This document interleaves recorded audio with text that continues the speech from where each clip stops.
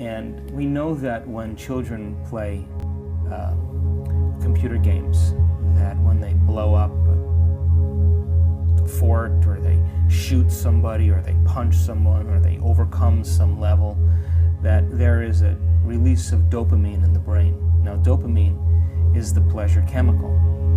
And when they release this chemical after they've overcome some obstacle, the repetition of releasing that dopamine over time, that thrust of chemicals, causes the receptor sites on the outside of the cells to become desensitized in the brain, which means that the pleasure centers in the brain start to be recalibrated to a higher level. So they need to play more to get the same high that they got from the last game. Now that sounds like an addiction to me, because as the pleasure centers keep going higher and higher, it takes more of something to turn them on. Now here's the point. In the absence of playing that game, they can't experience pleasure from anything, because they've just overcome a nation or just shot down a whole army. And you say to your son, why don't you go see your grandfather? Hey, why don't you take the dog for a walk, or let's go watch the sunset? And they're going to say, boring, because their pleasure centers now are at such a high level that they can't find pleasure in anything. Now, learning should be a reward in and of itself.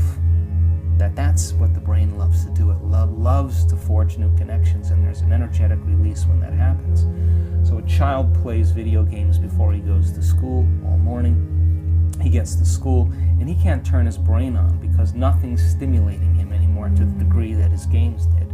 So the only thing that he can do to turn his brain on is to get in trouble, to act out. Because when he gets in trouble or he acts out, he produces a whole bunch of adrenaline. That all that epinephrine begins to be secreted into the body, and for a moment he has a heightened level of awareness. Wow. But we know now that adrenaline turns on the hindbrain instead of the forebrain, and the frontal lobe begins to shut down, and we start to have some serious attention problems. Now fast forward 25 years down the road, when that child now is an adult and he has to face some very difficult situations in his life emotionally.